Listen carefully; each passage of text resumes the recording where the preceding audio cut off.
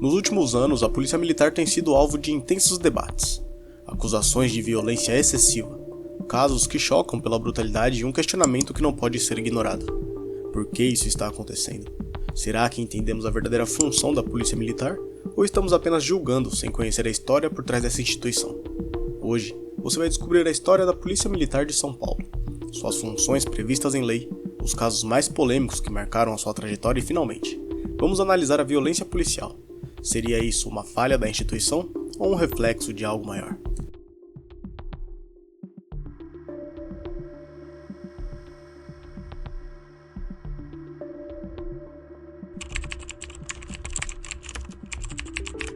Para conseguirmos entender o presente, precisamos voltar no tempo.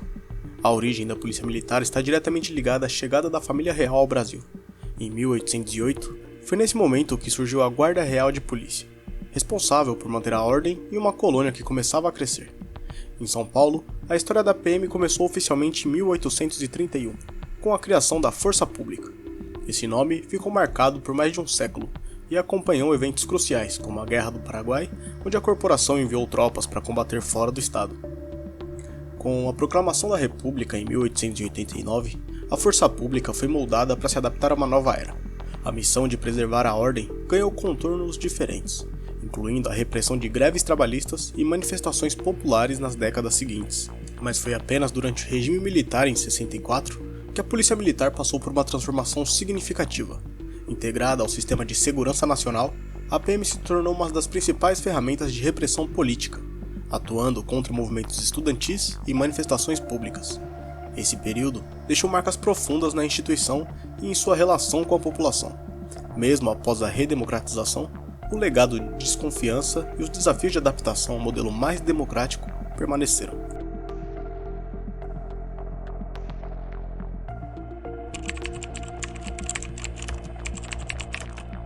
De acordo com a Constituição Federal de 88, a Polícia Militar tem como principais funções o policiamento ostensivo e a preservação da ordem pública. Isso significa que a sua presença é essencial para evitar crimes e manter a segurança no dia a dia. A PM está estruturada para atender diferentes demandas. Existem batalhões especializados, como a Rota, que atuam em operações de alta complexidade, e o próprio Corpo de Bombeiros, que faz parte da corporação de São Paulo. No entanto, a prática nem sempre corresponde ao que está no papel. As condições de trabalho, a sobrecarga dos policiais e a falta de investimento em treinamento muitas vezes comprometem a eficiência do serviço.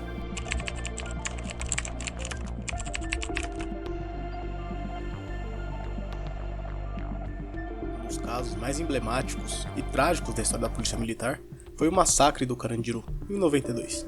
O que começou com uma tentativa de conter uma rebelião, terminou com 111 detentos mortos. Até hoje, o episódio é lembrado como um dos maiores exemplos de uso excessivo de força. E trazendo para casos mais recentes, temos um outro que gerou grande repercussão, que foi a ação em Paraisópolis em 2019, durante um baile funk. Uma operação policial terminou com a morte de 9 jovens, levantando dúvidas sobre a estratégia usada e a forma como a PM lida com eventos em comunidades. Esses eventos não são isolados, eles refletem uma série de questões estruturais e operacionais que precisam ser debatidas. De acordo com dados do Fórum Brasileiro de Segurança Pública, São Paulo registrou um aumento de 20% nos casos de violência policial nos últimos 5 anos. Mas por que isso está acontecendo? Entre os fatores apontados estão a falta de treinamento, o estresse psicológico dos agentes e a pressão por resultados rápidos. Muitos policiais enfrentam jornadas exaustivas e trabalham em áreas com alto índice de violência, o que aumenta o risco de reações desproporcionais. Compreender a polícia militar é um desafio que exige olhar além das manchetes. Enquanto os erros precisam ser corrigidos, é igualmente importante entender o contexto em que eles ocorrem. Reformar a instituição é apenas o começo de uma mudança que também depende da sociedade e do sistema político. E você, o que você acha? Como poderíamos equilibrar a segurança e os direitos humanos? Deixe a sua opinião nos comentários e contribua para esse debate. Acontece que o século XXI trouxe uma nova complexidade. Uma sociedade democrática que exige respeito aos direitos humanos, mas que também enfrenta níveis alarmantes de violência urbana. Nesse cenário, a polícia militar se encontra no centro de um dilema que parece sem solução. Como proteger a sociedade e ao mesmo tempo respeitar os limites éticos e legais da sua atuação.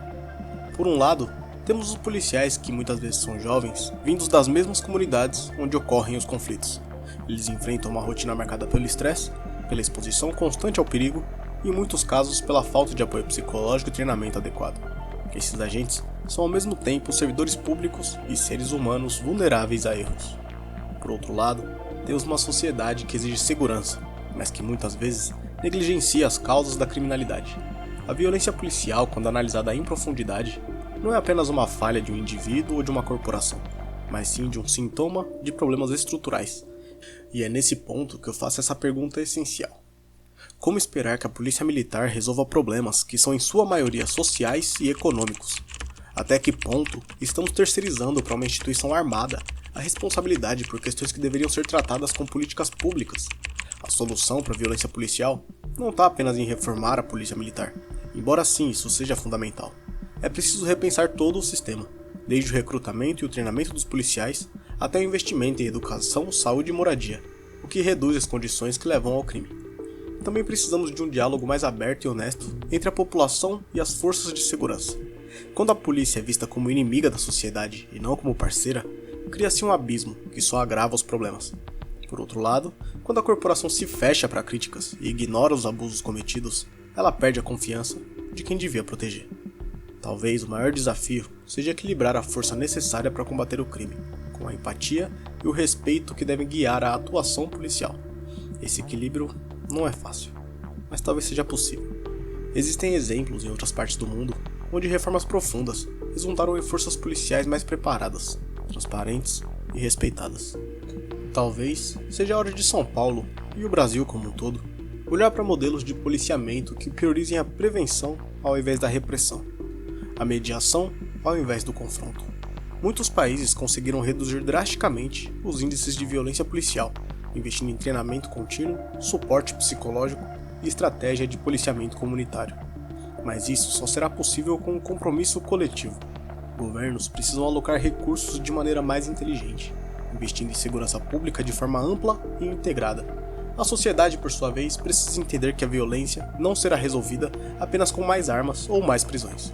É preciso atacar as causas e não apenas os sintomas. Como cidadãos, temos um papel crucial.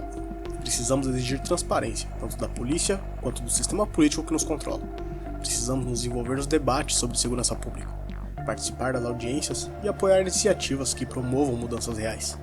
E também precisamos fazer um esforço para enxergar os policiais como parte da mesma sociedade que queremos proteger.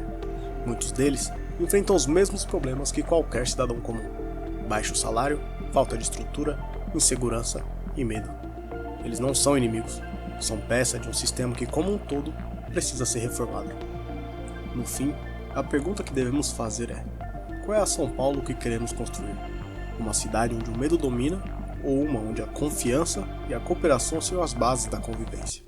Uma cidade onde as desigualdades alimentam a violência ou onde oportunidades sejam para todos?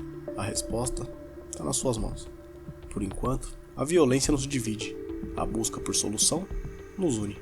E apesar de todos os desafios, eu acredito que São Paulo, com a sua força, história e seu povo, tem tudo para se transformar em um exemplo de superação. Mas para isso, precisamos agir agora. Você está pronto para essa mudança? Se você concorda que esse debate precisa continuar, deixe o seu comentário, compartilhe esse vídeo e se inscreve no canal. Aqui, podemos ir além das manchetes e buscar as respostas que São Paulo tanto precisa. Até o próximo vídeo.